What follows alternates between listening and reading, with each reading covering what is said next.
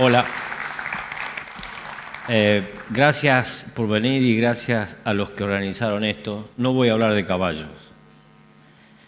Para empezar, voy a hablar un poco de mi percepción de la ilusión de conocimiento.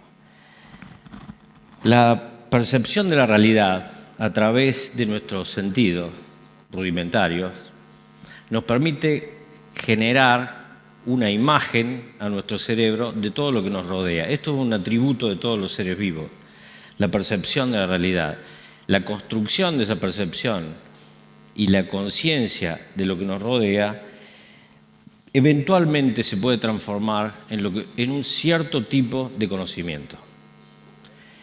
Este conocimiento a través de la percepción es lo que en las últimas 3 o 4 décadas se ha hablado mucho de eso y en mi opinión, y en la opinión de muchas otras personas, el problema es la sobrevaloración de la percepción y de ese conocimiento. Esta sobrevaloración crea este tipo de cosas. Creemos que sabemos más de lo que sabemos en realidad. Esto, si fuera inocuo, quizás hasta sería divertido. Pero el punto es que la ilusión del conocimiento, y me refiero a la ilusión con una creencia intuitiva muy ligada a nuestras emociones, esta es la que nos presenta esa imagen de conocimiento. Y uno de los puntos que yo creo críticos es la asociación entre conocimiento y creencia, y de inmediato entre conocimiento y verdad. Es frecuente escuchar esto: lo que yo creo es verdad. Esto ha sido utilizado históricamente para manipular por profesionales de esto, magos, políticos, profesores, universitarios, periodistas. Utilizan esto, a veces bien, a veces mal. El punto es que la construcción de conocimiento, que es una representación finita de una realidad que es presuntamente infinita, cambia con las personas. Cada uno de nosotros va construyendo un cierto grado de conocimiento frente a la misma realidad, pero es diferente. Entonces, a este conocimiento me voy a referir, al conocimiento que vamos construyendo. Frente a eso, estas ilusiones que yo planteo y que han sido planteadas por mucha otra gente antes que yo, estas ilusiones pueden ser inocuas, como contaba recién, o pueden ser verdaderamente peligrosas. Las 3 ilusiones a las que voy a hacer una referencia muy breve son ilusiones que son cotidianas, que casi todos, digamos, pueden imaginarse situaciones parecidas a esta. Son la ilusión de atención, la de memoria y finalmente la de conocimiento. La ilusión de atención está referida específicamente a que cuando focalizamos nuestra mente en algo, dejamos de percibir lo que lo rodea, lo que está fuera de foco. O percibimos menos o lo percibimos mal. Quienes postularon por primera vez esto hace más de 20 años, escribieron un libro muy famoso que se llama El gorila invisible, y todo parte de un pequeño experimento que sin duda muchos de ustedes conocen, un experimento hecho por 2 estudiantes de posgrado, en el cual la consigna era contar cuántas veces tenían la pelota determinado color de jugadores. Duraba 1 minuto y medio. Esta era la consigna clara: cuántas veces tenían la pelota. Uno puede ver este video por YouTube. Pero el punto es que a los segundos de empezar el juego se cruzaba uno de los protagonistas de esto, disfrazado de gorila, y saludaba a la cámara. Pasaba y salía. Cuando le preguntaron a las personas que veían este video si habían notado algo raro, la mitad de las personas no había visto el gorila. Repitieron este experimento cientos de veces durante 20 años en todo el mundo y la mitad de las personas nunca ve al gorila. Cuando se le dice que hay un gorila y lo vuelven a pasar, ahí lo ven. Pero la mitad no lo ve. A partir de esto se genera una serie de experimentos respecto a lo que no percibimos a pesar de que ocurra. Años después, vuelven a repetir el experimento. Esta es una ilusión de atención, podríamos decir inocua. Vuelven a repetir el experimento con personas que sabían que iba a aparecer el gorila. Todos sabían que iba a aparecer, por lo tanto, esperaban que apareciera. De hecho, el gorila aparece. Cuando le preguntan a la gente si notaron algo raro, todos dicen sí, apareció un gorila. ¿Nada más? No, nada más. Lo que nadie notó es que las cortinas van cambiando de color mientras se desarrolla el video y que además una de las personas que estaba jugando sale y nunca regresa ahí. Es decir, cuando vuelven a cambiar el foco de atención, no perciben lo que está fuera de la consigna. La mitad de las personas no percibió eso. Repitieron ese experimento cambiando consigna y esto es consistentemente repetitivo. El punto es que deciden hacer más experimentos de este tipo y uno de ellos, muy famoso, es poner artistas muy conocidos como U2 en el metro de Nueva York a las 8 de la mañana. Calculan que pasaron 7.000 personas, de las cuales solo unas pocas se dieron cuenta y pararon a escuchar a esta gente que ha tocado muchísimas veces en esa ciudad y la mayoría conoce. No lo percibieron y pasaron al lado porque no esperaban eso. Entonces, el punto es, cuando algo ocurre inesperadamente, tampoco lo percibimos, o por lo menos perdemos esa capacidad de percepción. El asunto es cuando nuestro foco de atención está puesto en otra cosa y se transforma en algo peligroso. Por ejemplo, hablar por teléfono, por ejemplo, cruzar la calle hablando por teléfono. Está demostrado experimentalmente que los teléfonos manos libres no disminuyen las tasas de accidentes, porque el tema no es tener el teléfono en la mano, sino lo que está haciendo el cerebro. Entonces, estas ilusiones de atención a uno le parece que es capaz de atender, pero en realidad no. Y esto se transforma en una ilusión peligrosa, para uno mismo, pero sobre todo para los demás. El hecho de los accidentes de tránsito y el teléfono, comer, tomar algo mientras uno está manejando, es una de las más peligrosas y de las más frecuentes. La otra cosa es cuando uno no espera que alguien doble contramano cuando está manejando. Un hecho muy frecuente en accidentes con motociclistas, ciclistas o peatones que entran en contramano. Uno no espera que ocurra, por lo tanto, la declaración de las personas es no lo vi y de hecho no lo perciben. En general no es una mentira, sino verdaderamente uno no lo percibe.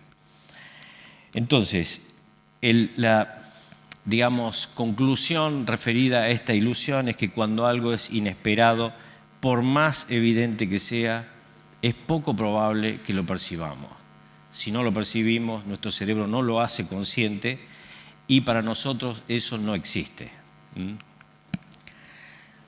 Relacionado a esto, a otra ilusión cotidiana, es la ilusión de memoria. Muchos de nosotros hemos pensado en algún momento que nuestra percepción visual actúa como una cámara de video, es decir, registra la realidad, la registra y la guarda tal cual es. Pues no, está demostrado que no.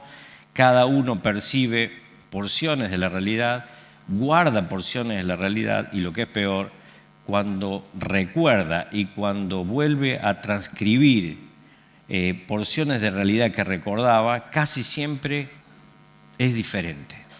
Uno cuenta historias diferentes. También se hicieron muchos experimentos respecto a esto, porque la consigna era lo que recordamos difiere mucho de lo que pensamos que recordamos. Esto se llama ilusión de memoria. Hay muchos experimentos, voy a contar solamente dos. Uno es un grupo de personas esperando una entrevista en una sala de posgrado, que tenía un cartel que decía sala de posgrado, y toda esta gente esperaba una entrevista en la habitación de al lado. Estuvieron 1 hora sentados. Cuando salen, inesperadamente se les plantea que describan con detalle, por escrito, todo lo que había en la sala donde estuvieron sentados 1 hora. Bueno, más del 70% escribió cosas que no existían. Dijeron que había una biblioteca y no había, dijeron que había computadoras y no había. ¿Qué es lo que pasa? Lo que se recuerda se asocia con lo que era esperado que hubiera ahí. Esperaban que si era una oficina de posgrados debería haber una computadora o una biblioteca o libro, pues no había. Repitieron muchas veces este experimento, pero en realidad el más importante es el de los testigos.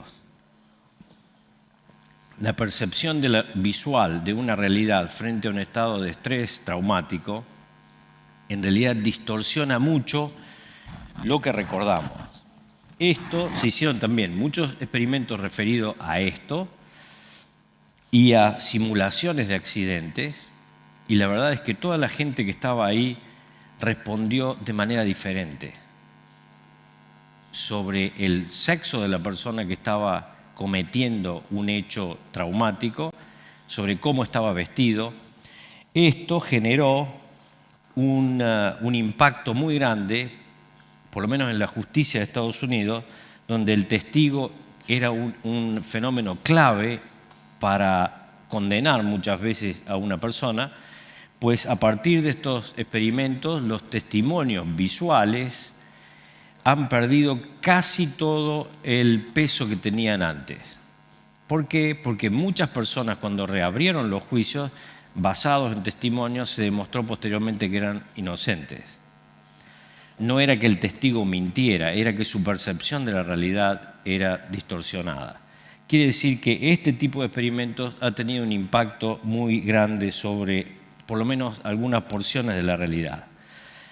Para terminar y focalizar en lo que era el eje de esta presentación, es la ilusión del conocimiento se relaciona, en mi opinión, con esto.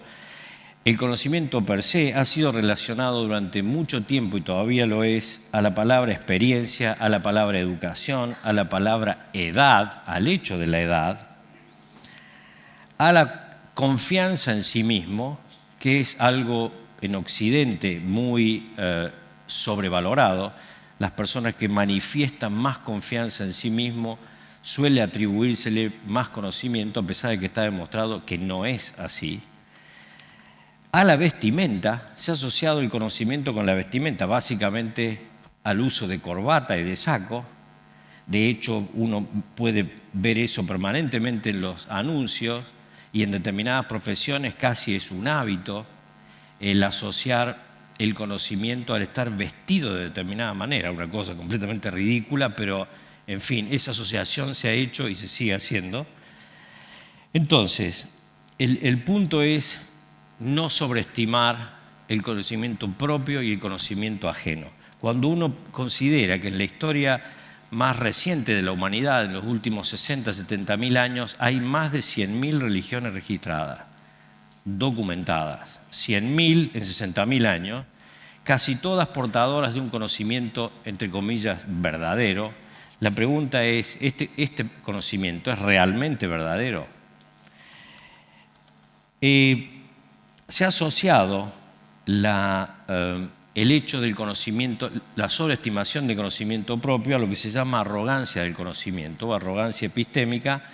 Cuando se encuesta a las personas, se ve que el 71% de los varones y un poco más del 50% de las mujeres se consideran a sí mismos más inteligentes que los demás, salvo en las universidades, donde el 95% de los profesores se considera más inteligente que el resto. Es decir, esto es arrogancia del conocimiento. Pero los datos se repiten consistentemente, a pesar de que el indicador del exceso de confianza no ha podido correlacionarse con el conocimiento, y en general los más incompetentes suelen ser los que tienen más confianza en sí mismos. Entonces la pregunta es, ¿la seguridad en sí mismo, la vestimenta, la edad, es razonable asociarlo con el conocimiento, o esto es una ilusión cotidiana? Si fuera inocua no pasaría nada, pero en principio los experimentos hechos en medicina básicamente muestran que los médicos de más edad cometen más errores, pero están más seguros de tener razón. Son estudios experimentales sobre la práctica de la medicina y me aproximo a un hecho crítico y un punto de inflexión en esto, donde aplicando estas teorías se toma como ejemplo el libro del Dr. Spock, un libro de pediatría publicado en la década del 40, que ha vendido más de 50 millones de libros en 39 países, pero este libro ha sido usado por las madres durante años, ya no, pero durante la década del 50 y 60 era prácticamente una guía de cómo criar un bebé. Esta persona decía que había que poner los bebés boca abajo para dormir. Casi todo el mundo hacía eso, más del 80% de los bebés en esa época eran puestos boca abajo, y cuando en los 90 se vuelve a leer y a, digamos, tener una visión crítica sobre lo que estaban recomendando en medicina, y se crea después una corriente de la que voy a hablar, se demuestra que el hecho de poner los bebés boca abajo para dormir incrementaba exponencialmente las tasas de muerte súbita. Cuando recomiendan en los 90 que después de experimentos que hagan al revés, miles de niños probablemente salvan su vida solo por un hecho tan sencillo como este. ¿Qué pasa? Esto es arrogancia del conocimiento. El conocimiento, cuando se transmite y aplica a la vida, hay que considerar que es finito y que es falible. Entonces, a partir de esto se crea una corriente que se llama medicina basada en la evidencia, donde tratan de asociar el experimento controlado a las recomendaciones médicas. Uno de los datos categóricos fue que solamente el 4% de las decisiones médicas en medicina humana fueron basadas en estudios controlados. La mayoría eran opiniones personales. Es lo que se llama evidence-based medicine. Más del 50% sin estudios controlados. Esto generó esta nueva corriente que, si ustedes ven la cantidad de publicaciones sobre medicina basada en evidencia en el año 2001 y en el año 2015, ha crecido exponencialmente. Es una nueva forma de enseñar la medicina y de practicar la medicina que ha sido muy resistida por el establishment médico. Sin embargo, esto lo que trata de mostrar es que nuestra percepción, nuestro conocimiento es rudimentario, no es muy fiable si uno no lo contrasta con conocimientos de otra persona. Y la pregunta es, estas corrientes de crítica de nuestro propio conocimiento y reconocimiento de nuestra falibilidad, ¿se podría aplicar a otros campos de la vida cotidiana, a los campos de la vida legal, educacional, médica y de nuestra convivencia social? Esto básicamente es lo que tenía para contarles y plantear esta reflexión sobre las ilusiones cotidianas y básicamente sobre la ilusión de conocimiento. Creo que estoy ya en el tiempo. Gracias.